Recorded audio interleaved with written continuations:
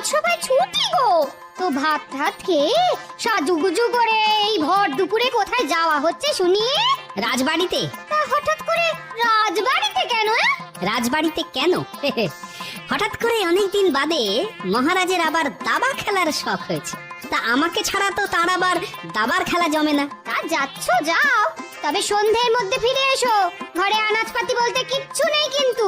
ঠিক আছে ঠিক আছে, আসবার পথে হাট থেকে কিনে আনবো। এই এই ভালো মাছ পেলে এনো গো। মাছ?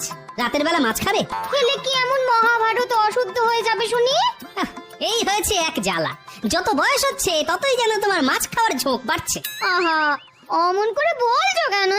দুজনেরই তো বয়স হচ্ছে বলো। কে কবে আছি, কে কবে নেই। ও, বুঝতে পেরেছি বুঝতে পেরেছি।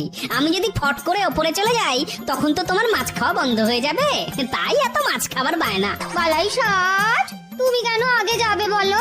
দরকার হলে ওপরওয়ালাকে বলে আমি আগে চলে যাব। হ্যাঁ, আর তা যদি না হয়, যদি আমি আগে চলে যাই? যেতে চাই বললেই কি যেতে দেবো নাকি? দরকার হলে আমিও তোমার সঙ্গে যাব। হ্যাঁ বাবা, একেবারে সহমরণ। ভালো ভালো। যাক, বাজে কথা ছেড়ে বাজারের থলিটা দাও দেখি।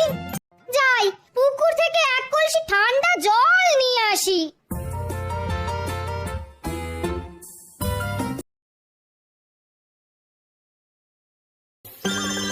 গোপাল গো, ভালো আছো? হ্যাঁ ভাই, ভালো আছি। ওদিকে খবর শুনেছো?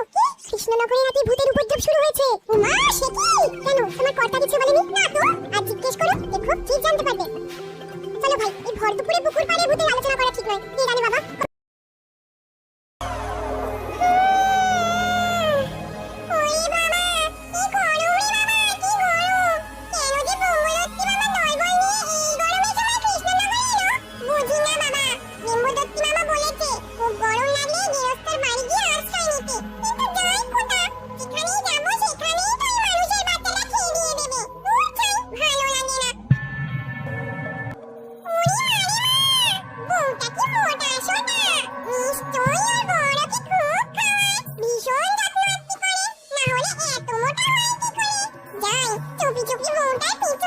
ওর